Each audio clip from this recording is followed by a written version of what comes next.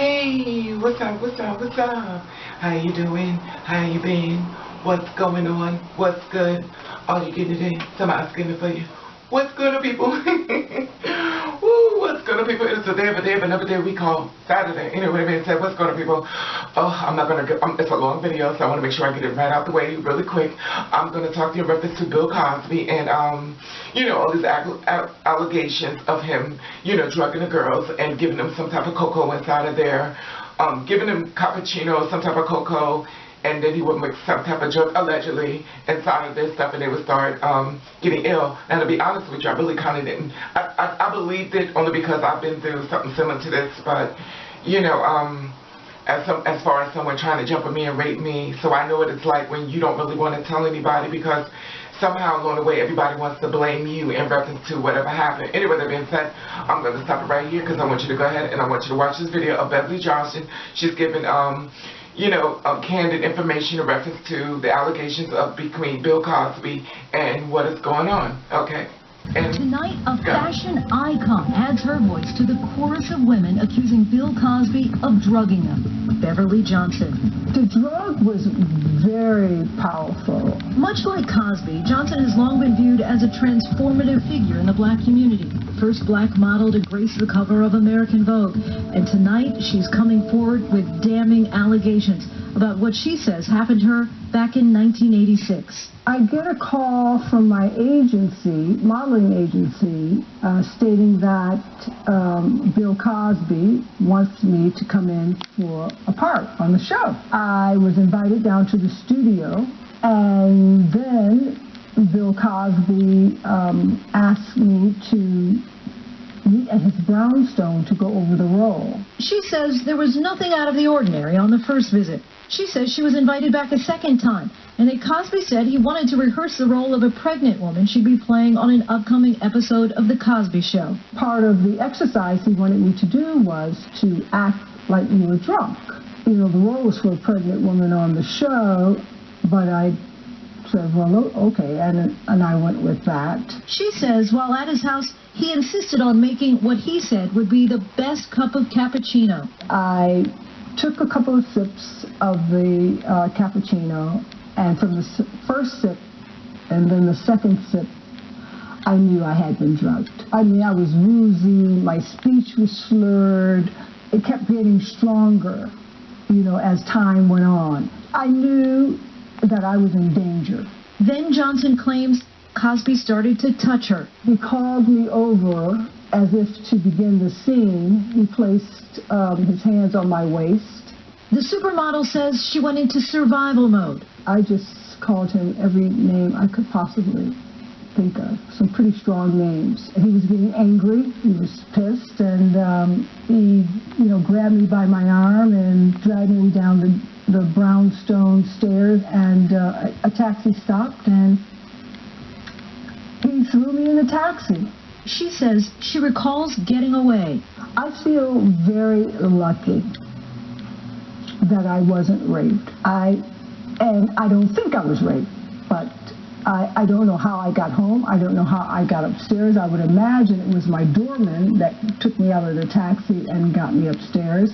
It was almost like a family member had betrayed me. It was such a huge sense of betrayal for me. Since last month, more than a dozen women have come forward claiming they were drugged, sexually assaulted, or raped by Cosby, in most cases decades ago. Cosby's lawyers didn't respond to our calls today, but in the past have dismissed previous allegations saying that accusers are coming out of the woodwork with fabricated or unsubstantiated stories. Another one of Cosby's accusers is Joan Tarshis. She spoke to my colleague Cecilia Vega about what she says happened to her.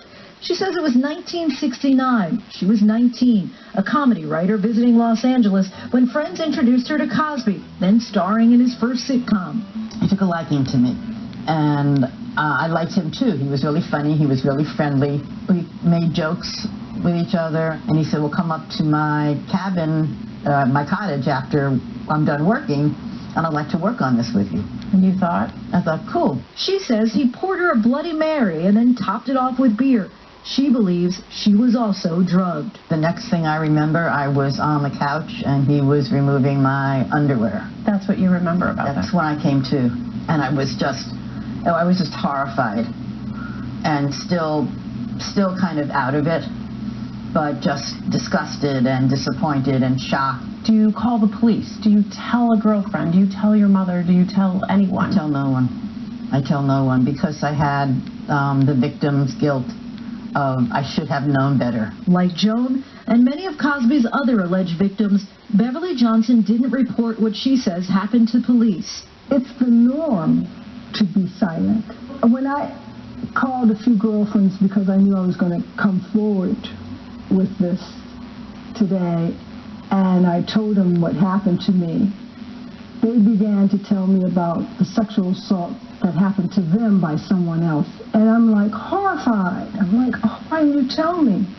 She said, I didn't want to tell you, and the reason I told you was because you told me about yours. And at that moment I said, oh yeah, I'm going to tell. Now that all the other allegations are coming to light, Johnson says she felt compelled to speak out. These women gave me the courage to come forward. Johnson says she was initially hesitant about coming forward as a black woman. Does it make it different for a black woman to come out accusing a black man? This was the most difficult decision that I've ever made, particularly now with the Michael Brown and the Eric Garners. This attack on black men is real.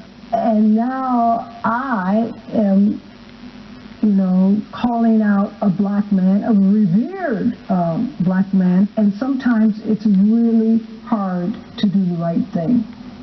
But this is the right thing to do.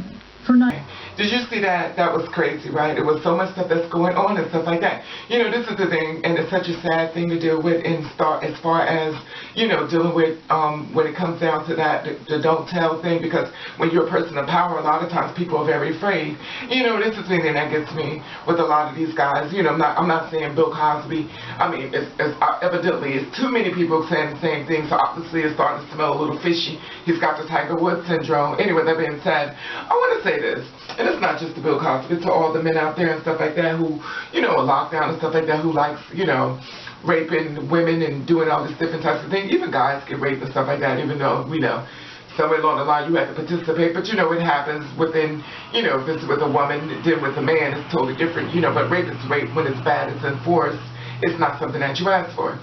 So, I always go through a lot of different things, stuff like that, and I went online and stuff like that, and I noticed that a lot of guys that are very nice looking are fucking rapists. At the end of the day, what the fuck is going on? And, a lot of times we step back and we look at these guys, we go, damn, bitch, you could have just came to me, honey. But, this is to Bill Cosby, stuff like that. My heart goes out to you and your family, stuff like that. But I think it's this is that. If you'd have just waited a little longer before I was born, honey, you could have got all of this. Sometimes you need to look a little further, and this way, I know I'm not supposed to make this funny, but you should look a little further. And sometimes for a girl like myself, we some of us know how to keep our mouth closed. So sure, we may be a little bit different than the rest of the girls, but at the end of the day, some of us know how to keep it secret. And then you could just fill the beat, you could have put me a little bank account together, you could have got mother's body all together and done. But every time I turn around, y'all go out and y'all picking up a beautiful woman. And, sometimes you can't get all the women that you want. Sometimes you got to settle for half of the woman. Anyway, that being said. So Bill Cosby and stuff like that, what is it that's going to, you're supposed to be like America's dad to them, not to me. Because a lot of times back in your allegations, when you was talking about people, you was talking about the black boys and stuff like that. See, I didn't forget how you was reading them up and down. So forgive me if I'm not very sympathetic when it comes down to that. Because I feel as though sometimes a lot of black men get to the top, and they get so silly that they put their own kind down. Anyway, that being said, so my heart kind of goes out to you because I'm a Gemini, so one half you do, one half you don't. But I'm going to tell you something. You could have came on and stuff like that, came on to a girl like me and stuff like that. You could have helped mother up. Listen, this just pisses me off. I am like a supermodel. You don't think so? Really? Really, Bill? Really?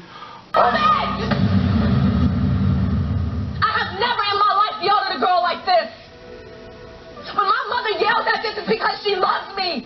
I was rooting for you. We were all rooting for you. How dare you? Learn something from this. You go to bed at night, you lay there, you take responsibility for yourself. Because nobody's going to take responsibility for you. You roll in your eyes and you act like this because you've heard it all before. You've heard it all before. You don't know where the hell I come from. You have no idea what I've been through. But I'm not a victim. I grow from it and I learn.